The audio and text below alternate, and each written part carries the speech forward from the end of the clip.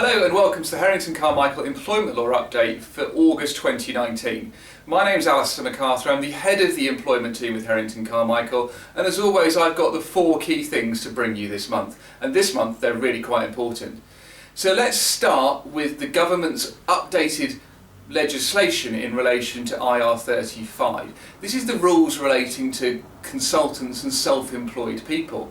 The law is changing. Watch this really carefully, because with effect from April 2020 there's going to be new rules in place which mean that consultants have to be properly assessed by the fee-paying entity as to whether they should be on PAYE or not.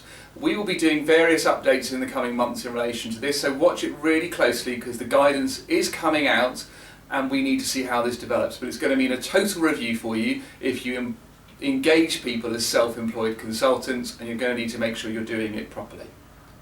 Next, the case of Tillman and Egon Zehnder.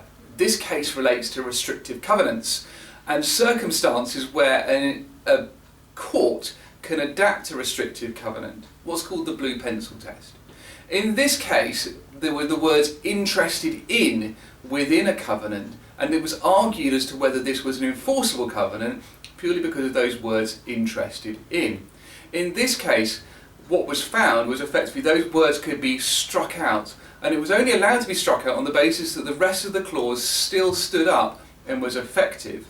What this means is that if you have restricted covenants, you do need to look at them very carefully and make sure they work properly. But if there are minor errors in them, there is still the possibility that enforcement proceedings could be effective. It's good news for employers. Next, the case of Forbes and London Heathrow Airport Limited. This case relates to a Facebook post which was racially discriminatory, and the question was really whether the Facebook post had been made in the course of employment or not. It was very precise, it was very narrow, because the post was done out of working hours, it wasn't done on the work computer, but it was shown to the individual in work. Really narrow, but in this case it wasn't racial harassment, but it's a good time to look at social media policies and make sure that you're clear as to what you expect as standards for your employees, and that they don't make racially harassing statements on any social media posts at all. Finally, the case of Phoenix House and Stockman. This case related to covert recordings and a situation where the employer tried to argue that compensation in an employment tribunal claim should be reduced on the basis that there would have been a breach of trust and confidence in the employment as a consequence of the employee covertly recording meetings. The case held some really key guidance on circumstances where employers can use covert recordings to their advantage in terms of reducing compensation payable to employees, and particularly was looking at the conduct of the employee in making the recording. Now, that's not to say that we're not going to have situations where employees try to make covert recordings, but it does give the employer an extra piece in their armoury when defending claims where covert recordings are used.